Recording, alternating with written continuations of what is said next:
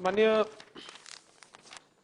अध्यक्ष महोदय, काल सोलर इंडस्ट्रीज नागपूरमध्ये जो काही त्या ठिकाणी अपघात झाला आणि त्यामध्ये दुर्दैवाने काही कामगारांचा मृत्यू झाला, त्या संदर्भातला विषय आज या सभागृहात उपस्थित झाला होता। त्यावरचं निवेदन मी या ठिकाणी करतोय। सोलर इंडस्ट्रीज इंडिया लिमिटेड, गाव चाकडोह, बाजारगाव, अमरावती रोड, तालुका काटोल, जिल्हा नागपूर या कारखान्यात दिनांक 17/12/2023 रोजी सकाळी 9च्या सुमारास स्फोटाची घटना घडली। सोलर इंडस्ट्रीज इंडिया लिमिटेड, गाव चाकडोह, बाजारगाव, अमरावती रोड, काटोल, जिल्हा नागपूर या कारखान्यात संरक्षण विभागाकरता लागणाऱ्या विस्फोटकाचे उत्पादन केले जाते। कारखान्यातील कामगारांची संख्या सुमारे 3400 असून कारखान्यातील कामगारांना किमान वेतन देण्यात येते। कारखान्यातील कास्टिंग प्रोसेस हाऊस नंबर 2 या इमारतीत TNT आणि RDX च्या कच्च्या मालाचा वापर करून हँड ग्रेनेड बनवण्यासाठी लागणाऱ्या पेलेटची निर्मिती केली जाते। दिनांक 17/12/2023 च्या रोजी सकाळी 6 वाजेच्या दरम्यान कारखान्यातील कास्टिंग प्रोसेस हाऊस नंबर 2 मध्ये नेहमीप्रमाणे काम सुरू करण्यात आले होते। उपरोक्त ठिकाणी TNT फ्लेक्स चाळणीमध्ये चाळत असताना दिनांक 17/12/2023 रोजी 9च्या सुमारास स्फोट झाल्याने कास्टिंग प्रोसेस हाऊस नंबर 2 ही इमारत कोसळून त्या ठिकाणी काम करणाऱ्या एकूण 9 कामगारांचा घटनास्थळी मृत्यू झाला। मृत्यूमध्ये 6 महिला कामगारांचा तसेच 3 पुरुष कामगारांचा समावेश आहे।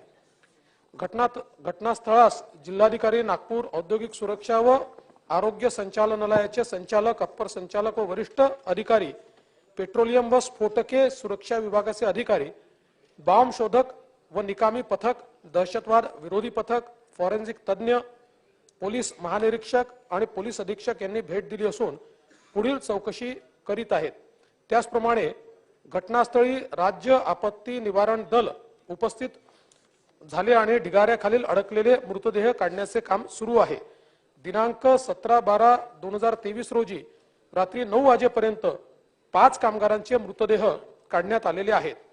मृत कामगारांपैकी 8 कामगार हे राज्य विमा योजनेत नोंदणीकृत असल्याने त्यांना राज्य कामगार विमा योजना कार्यालयाकडून नियमानुसार पेन्शन मिळणार आहे। तसेच एक मृत कामगाराच्या वारसांना नुकसान भरपाई कायदा 1923 अन्वये नुकसान भरपाई मिळणार आहे। व्यवस्थापनाने मृत कामगारांच्या वारसास प्रत्येकी 20 लाख रुपये सानुग्रह अनुदान देण्याचे मान्य केले आहे। तसेच मुख्यमंत्री सहायता निधीतून मृतांच्या कुटुंबियांना प्रत्येकी 5 लाख देण्याचे मुख्यमंत्र्यांनी घोषित केले आहे।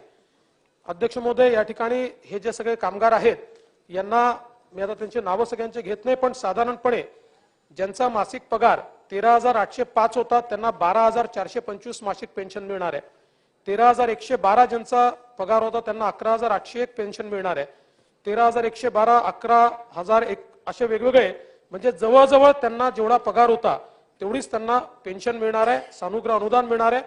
आणि 9 म्हणजे एक जे मोसम राजकुमार पटले होते हे सुपरवायझर होते, हे कामगार कॅटेगरीत येत नव्हते, त्यामुळे त्यांना त्या ठिकाणी जे सानुग्रह अनुदान आहे ते या 20 लाख म्हणजे 20 लाखाच्या व्यतिरिक्त 25 लाखाच्या व्यतिरिक्त त्यांना 16,49,625 हे त्या ठिकाणी ESIC माध्यमातून मिळणार आहेत।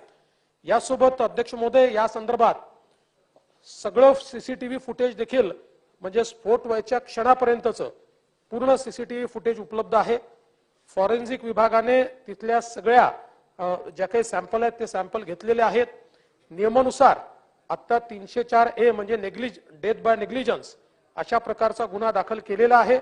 फॉरेन्सिकचा रिपोर्ट आल्यानंतर या संदर्भात अंतिम कारवाई जी आहे ती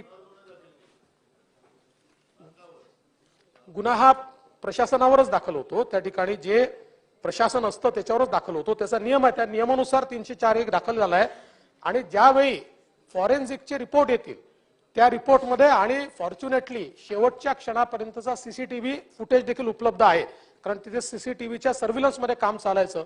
त्यामुळे त्या दोन्हीच्या आधारावर या संदर्भातला अंतिम निर्णय हा घेण्यात येईल।